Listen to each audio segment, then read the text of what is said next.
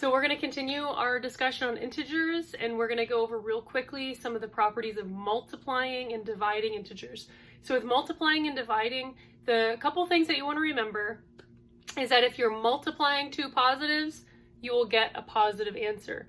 If you're dividing two positives, you will get a positive answer. On the converse, if you're dividing two negatives, you'll get a positive. And if you're multiplying two negatives, you'll get a positive. So the thing to keep in mind when you're multiplying and dividing integers is that if the signs are the same, then you're going to get a positive answer. But if the signs are different, then you'll get a negative answer. So let's go through our examples real quick, and we'll stick with our 6s and 3s. So if we have 6 times 3, so a positive 6 times a positive 3, is going to give us a positive answer. Both of those signs are positive, so 6 times 3 is going to be 18. We have a negative 6 times a positive 3, so the signs are different, so this is going to give us a negative 18. 6 times a negative 3, so we have a positive 6 and a negative 3. The signs are different. This will give us a negative 18. And on our last one, we have a negative 6 times a negative 3. So the signs are the same. They're both negative.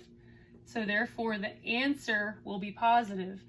So in the first one, they're both positive. So we get a positive answer. In the last one, they're both negative. So we get a positive answer. So it's only when the signs are different that we're going to get a negative answer.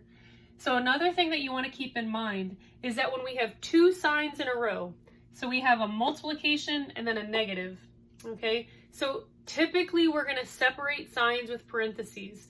So just keep that in mind. That's why this negative 3 is in parentheses, because there's a negative sign with it or a minus sign, and there's a multiplication sign. So we don't like to put two signs or math operation signs, a plus and a minus, or a multiplication and a division. We don't like those right next to each other. So typically they're going to be separated by a set of parentheses. Now let's look at our 6s and 3s, only we're going to be looking at division properties. So 6 divided by 3, so those are both positive, a positive 6 and a positive 3. So 6 divided by 3 would be 2.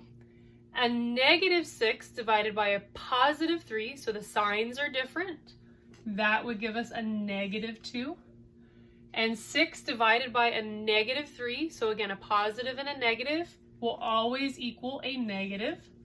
And a negative 6 divided by a negative 3 would equal a positive 2. So again, on our first one, both integers were positive, so we had a positive answer. On the last one, both integers were negative, so we had a positive answer. So that's the thing that you want to keep in mind when you're multiplying and dividing integers, is that if the signs are the same on the integers, if they're both positive or both negative, your result or your quotient will be positive. It's only when you're multiplying integers that don't have the same sign that you'll get a negative answer.